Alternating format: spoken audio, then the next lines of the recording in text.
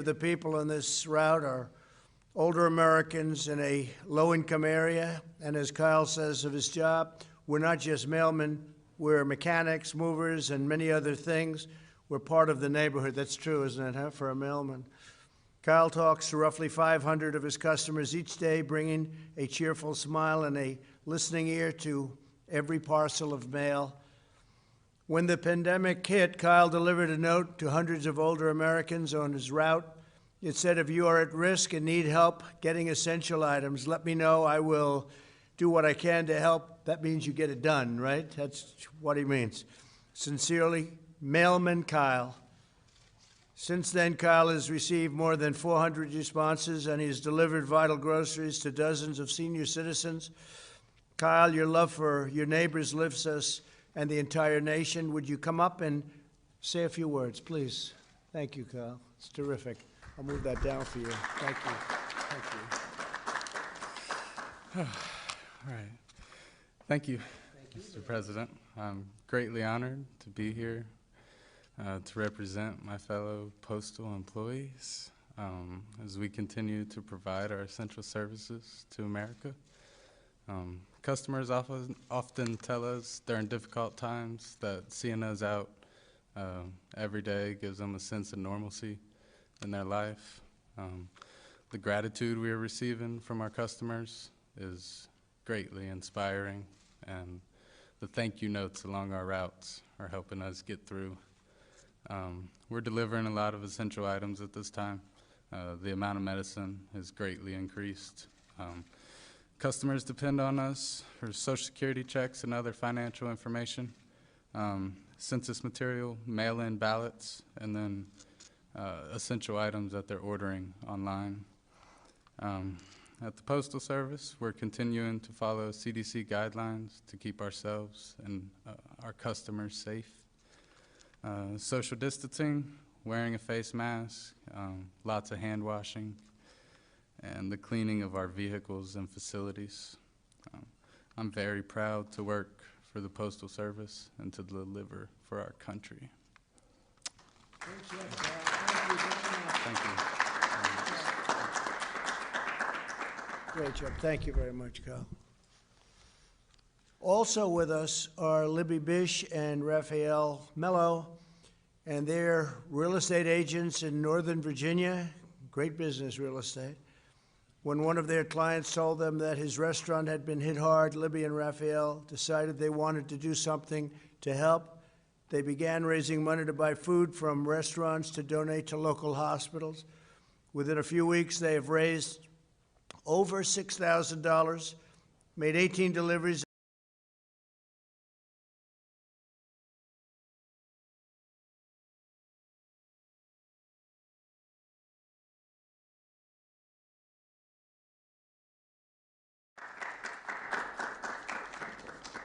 Thank you, Mr. President. Kind of covered it all for us already. So we are real estate agents in the DC area, and this mission really came about after receiving a phone call from some of our clients who work in the food and beverage industry here. They gave us some insight on what COVID-19, how the impact that it had on their business, and from there we just felt compelled to act. So we started a GoFundMe campaign to give them some additional business with different staff working at various hospitals around the area, tirelessly, obviously. The campaign started picking up, so we started doing more donations, and we kept dropping off. We also increased our goal, but we kept dropping off at different hospitals around the area. So another really cool factor that we did to sprinkle in with this was we started compiling videos of some of our contributors expressing their gratitude, and those videos were being sent along with the food drop-offs. Let me get you right. Some assistance with it. Yeah, so Mr. President already addressed most of this, but we named our campaign Frontline Fuel. We raised over $6,000, helped over 18 local businesses, and delivered meals to nurses and doctors in the area, over 500 nurses and doctors. We also partner with a local boutique company that produces hand sanitizer, Defy Aesthetic, to include in our drop-offs as an added bonus. Our mission is simple. We want to help local business while also encouraging and helping healthcare workers who are selflessly working working around the clock to ensure the health of our people. Thank you, Mr. President, for this opportunity. It's an honor to be here today. Fantastic. Thank you both. Thanks very much. Great job. Tall guy, right? Next to. So how tall are you? 6'8". 6'8", that's a good height. That's, I have a son that looks like he's going to be right around that number. Barron, right? He's going to be up there. That's really good. Thank you very much, and thank you, Libby, very much. Today we also honor T.J. Kim, a high school sophomore from McLean, Virginia. T.J. hopes to serve as a pilot in the United States Navy. At just 16-year-old, 16, boy, that's a great age. T.J. is already taking flight classes to get his pilot's license. When he heard that hospitals needed more personal protective equipment, he launched his own mission, Operation SOS, which stands for Supplies Over the Skies. He worked with his school, church, and community to collect medical supplies. With the help of the flight instructor, who probably was a very good person. What do you think? Pretty good? Good flight instructor, too? Knows how to fly, right? Pretty good. You better take your lessons from somebody that knows how to fly. But who also joins us today, and TJ has flown and delivered more than 10,000 pieces of personal protective equipment. That's a lot of work. That's a lot of flying, too. That's great. And there can be no better preparation for flying the military planes, right? I think there can be nothing better. But you're going to 4 rural hospitals in Virginia. So TJ, come on up and say a few words, please. Great honor. Thank you.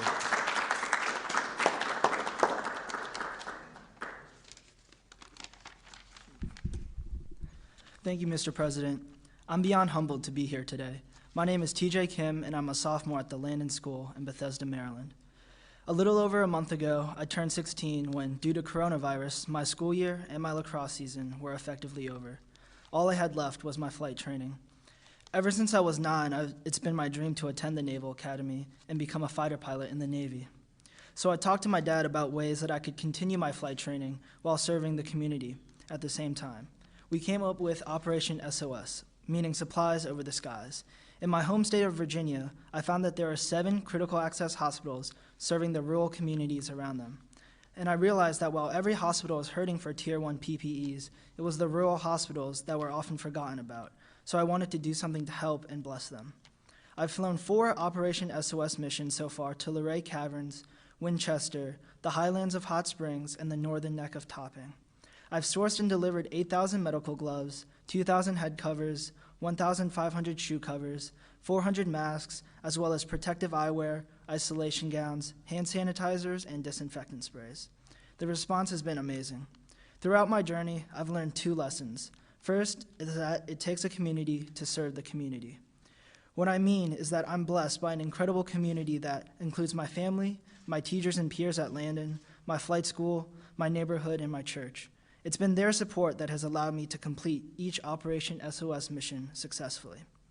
Second, I've learned that you are never too young to think about how to serve others in times of need. Mr. President, you once said that America is the place where anyone can rise. And today, there are youth everywhere in America rising up to help sew masks, deliver groceries to the elderly, and write thank you letters to our frontline workers. And when I think about them, I realize just how undeserving I am to be here. Mr. President, I'm so honored by this award, and I also don't know how to repay you. Let me make you this promise instead. As long as there's a need, and as long as I can find the PPEs and fly them to rural hospitals, I'm going to do it. I promise to continue to rise and be of service to my campus, my community, my Commonwealth, and my country. Thank you. That's great. Thank you. Always right there, in the back. Back middle. Instructor. Back middle. Good. How about standing up? Was he a great student? Tom, did a good job? He did a good job, I'll bet. Thank you very much. That's great. Thank you. Thank you, sir. Fantastic story.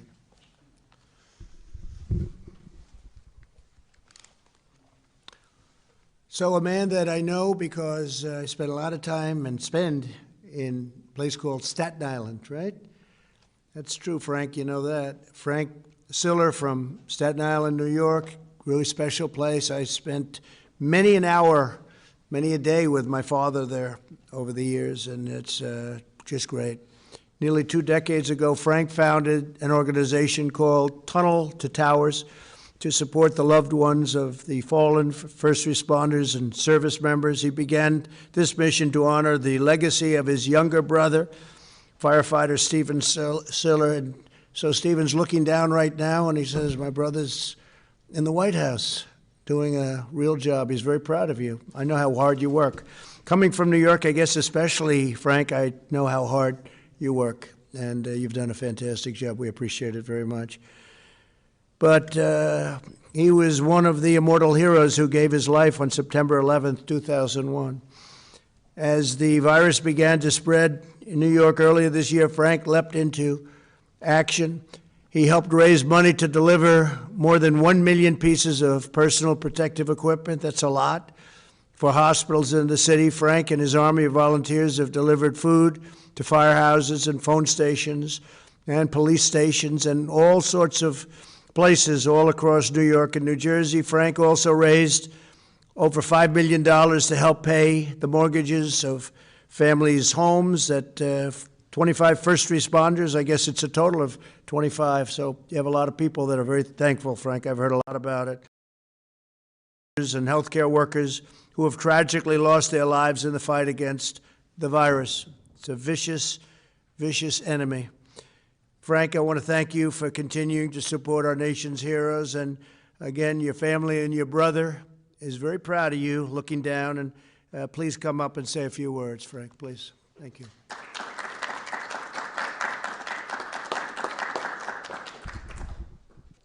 Thank you, Mr. President, for inviting me here today and to honor and let people know the work that Tunnel to Towers Foundation is doing. My siblings and I, we started the foundation in honor of my brother, a New York City firefighter, on September 11, 2001, strapped 60 pounds of gear on his back and ran through the Brooklyn Battery Tunnel, which is almost 2 miles long, and I know you know that.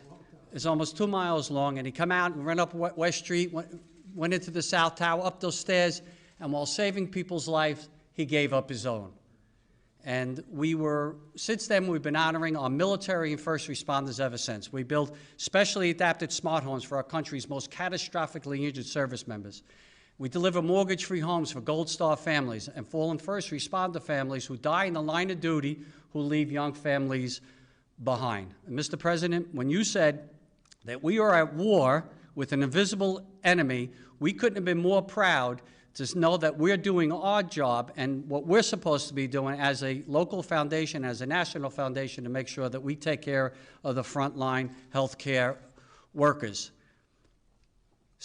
We follow the teachings of St. Francis of Assisi, who said, brothers and sisters, while you are here, while you have time, let us do good. And we know that is our guiding light from the foundation, is what we strive to do every single day, is to do good, and not just the memory of my brother, but all those who perished in 9/11, those who have perished ever since, that have given us this great country, and those frontline healthcare workers who are willing to die for you and me today, who are on that front line of the battlefield that you often speak about. And that's why our foundation has made a commitment. We want America to make a promise to these great Americans who are willing to die for you and me, that if they go out and they give their kids a kiss goodbye and they don't come home, that we're going to take care of them. You know, I know we will, because we are and always have been the greatest country that has ever existed. Why? Because the goodness and the generosity of America will always take care of the greatness of America. Mr. President, thank you once again for having me here today. God bless you. God bless America. And remember, we are only the land of the free because of the brave. Thank you. Great job. Thank you, Frank. Thank you very much, Frank. Beautiful. In this hour of need, the world has once again witnessed the unbeatable strength of the United States of America. All across our land, heroes have raced into action. Doctors and nurses are enduring sleepless nights to save every possible life. Farmers, truck drivers, and grocers are working to keep our shelves stocked and our people fed. Families are helping neighbors in need, and entire communities are rallying together to defeat the plague, this ugly, horrible plague. The 5 Americans we recognize today are the first of a number of individuals we will honor in the coming weeks. We're going to be honoring a lot of great people. Our nation has just completed the 30 days to slow the spread, during which every American was asked to make sacrifices to help defeat the virus. Not long ago, models predicted that between 1.5 million and 2.2 million people would have died in the United States without the mitigation. Through our aggressive response and the remarkable commitment and bravery of American people, we have saved thousands and thousands of lives. I can even make that, if you want, hundreds of thousands of lives. People were thinking in terms of 1.5 million lives lost to 2.2 without the mitigation, and hopefully we're going to come in below that 100,000 lives lost, which is a horrible number. Nevertheless, it's a horrible thing. Could have been stopped. It should have been stopped at the source, but it wasn't. But it's this country and the people of our country, what the amount of lives that have been saved. We flattened the curve, slowed the spread, and massively expanded our healthcare capacity. We're now in the process of gradually reopening our country, and it's being done with a tremendous gusto and vigor. We see that all the time, don't we, Frank? They want to get out there and they want to get back. That's what they want. They want their country back, and they're getting it back, and we're getting it back safely, and we're getting it back quickly. It's a strategy guided by science, evidence, facts, and reason. Never-ending lockdown would inflict colossal damage on the health and lifespans of our people. Public health is closely tied to economic health. No state or country can long ignore the facts and the truth. And we're just very proud of the fact that people have put up with so much in order to keep the numbers down to the level that it looks like we'll be having. Our finished number should be something, think of it, we could save anywhere from 1 million to even 1.5 million, and I guess if you think about it, we could save 2.1, 2.5 million lives, depending on what happens. And with this invisible enemy, as we said, nobody knows what really happens, but we've learned a lot in the last 2 months. Throughout our history, it's America's love and strength, not its fears and doubts, that have paved the way and paved the road to victory. Together we'll emerge from this chapter of hardship and all of those deaths of such great souls and such great people with new unity and resolve. Our people will thrive, our industries will roar, our innovators will astonish, and America will triumph like never before. And that's what I feel, like never before. We built the greatest economy in the history of the world, greatest employment numbers, greatest stock market, greatest number of jobs any way you want it, greatest industries, greatest creations. And one day we had to close it down. They said, sir, we're going to have to close it down. And we did that, and everybody suffered, but they did an incredible job. And because of that, we've saved maybe millions of lives. And I just want to thank everybody. This is a scourge all around the world. 182 countries as of a week ago, so it's probably higher. 182 countries are going through relatively the same thing, and it's a very sad chapter. There was no reason for this. There was no reason for this. It should have been stopped at the source. But I'd like to congratulate these incredible 5 Americans, and I'd like to ask them to come forward and receive their award and their recognition, and they deserve it, and we'll be watching you throughout your life. You may be around a little bit longer than me, Mr. Mailman, but I'll be watching you as long as I can. I'm watching all of you, and I want to thank you very much. And to my hometown man, thank you very much. Thank you, Frank. Please. Kyle West.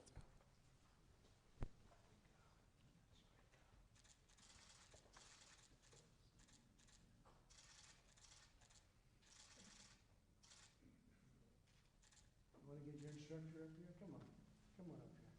Let's get a shot.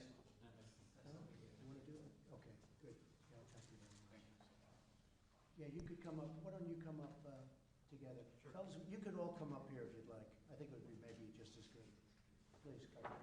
Libby Bish. You coming? Yeah, sure.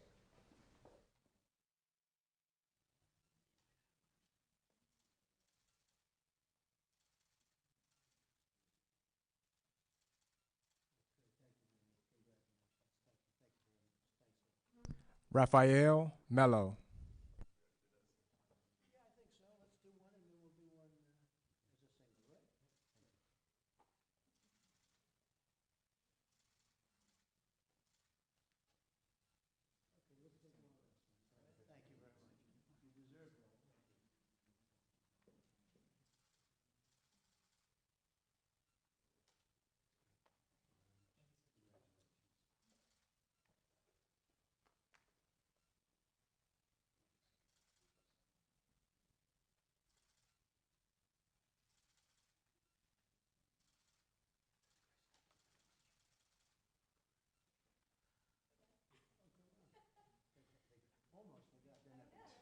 We won't let that happen.